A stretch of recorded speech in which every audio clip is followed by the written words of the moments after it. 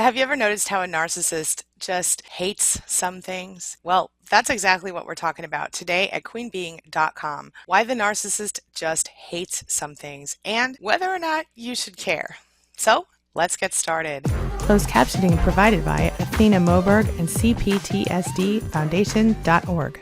My name's Angie Atkinson, and on this channel I offer free daily video coaching to help you discover, understand, and overcome narcissistic abuse in toxic relationships. I like to call it toxic relationship rehab. So if that sounds good to you, hit that subscribe button and let's get going. Now, you already know that narcissists tend to be kind of prickly when it comes to certain behaviors or certain things that you do. But are you aware of all the things that really bother them? Well, we're about to talk about that, so take a look.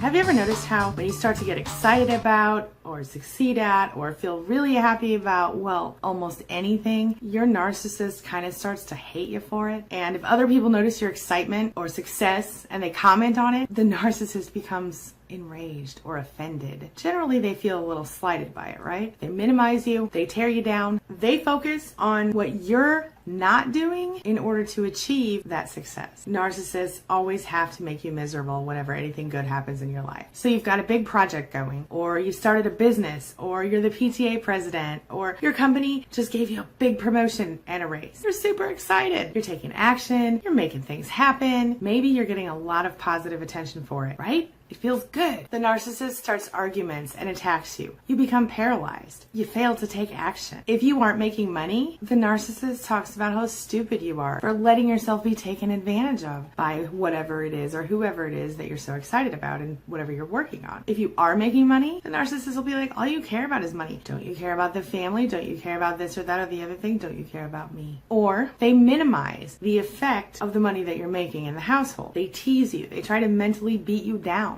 And too often this little game, it works like a charm. The narcissist will verbally and psychologically abuse you back into submission, and you retreat into your head. You stop talking about your project, stop talking about your job or your business or your PTA presidency. And if the narcissist has anything to say about it, you're eventually going to quit doing that thing that makes you so happy. Quit doing that thing that you love and spend your time focusing on him or her instead. That's what they want. Why do narcissists need you to fail? Why do they need you to fail? Why do they hate it so much when you succeed? Reason number one, my friend, they are jealous of your success.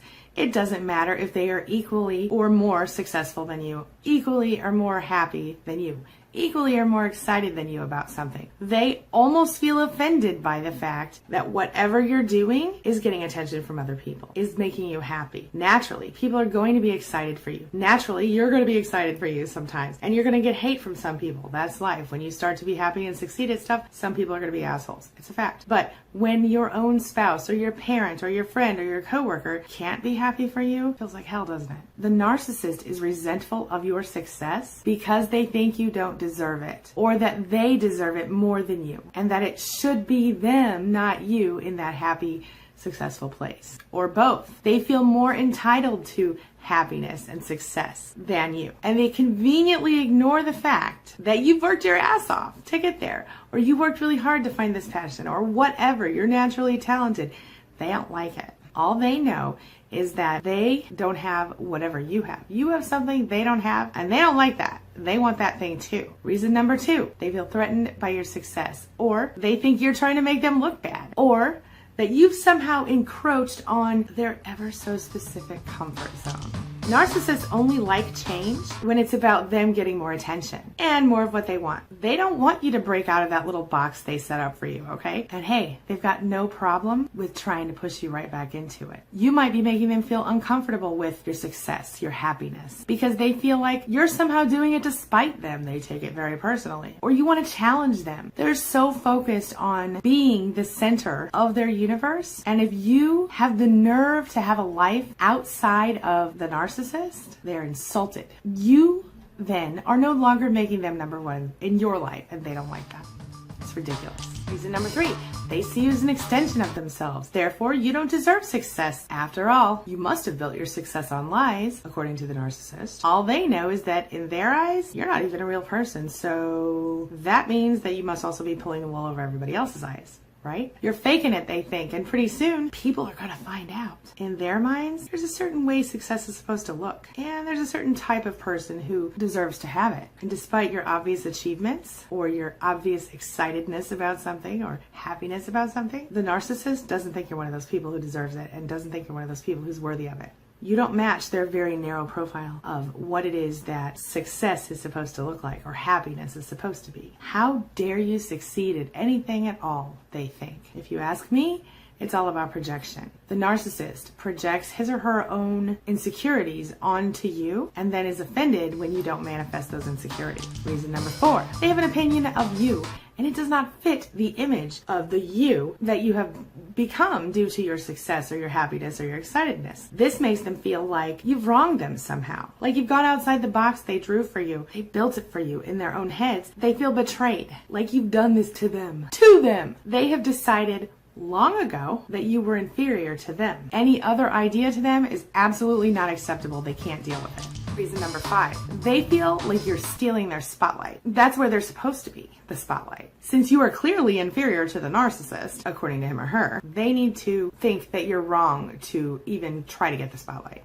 You might not have even been trying to do that. The narcissist always needs to feel superior to you. They need to control you. And you really need to remain inside their little box for you if you're going to get along with them. If you get compliments on your work or your looks or your kids or your house, they're going to figure out a way to take credit for those things, or they're going to straight up attack you. They might say you're dressing too slutty or being too flirty, especially if somebody compliments you on your looks. Or they might rage against you privately for trying to get attention from everybody, even if you're not trying to do anything. The narcissist will do anything possible to regain your attention, including stopping giving you their attention. They might also pull away emotionally or feel personally attacked if you have been successful. They will deny that they have a problem with you, and they will absolutely trivialize your efforts, your opinions, your thoughts, and your actions, which will be considered less than or fake somehow by the narcissist.